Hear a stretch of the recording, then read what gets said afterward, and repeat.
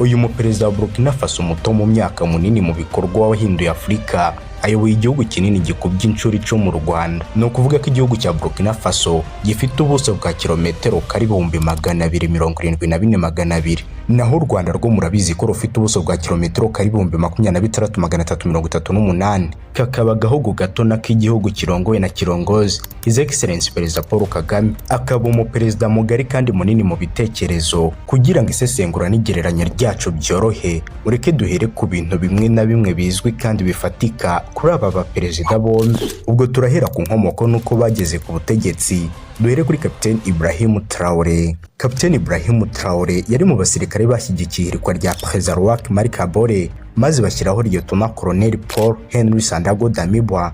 Nyuma y'amezi make kubera kutishimira uburyo Damiba yananiwe guhangana n'imitwe y'iterabwoba, Captain Ibrahim Traoré n'abandi basirikare bari bamushyigikiye bamuhiritse ku butegetsi ku itariki 30 Nzeri 2022, maze Captain afata ubuyobozi gutyo. Nuko ku itariki 6 Ukwakira 2022 Traoré atangazwa nk'umuyobozi w'inzibacyuho wa Burkina Faso,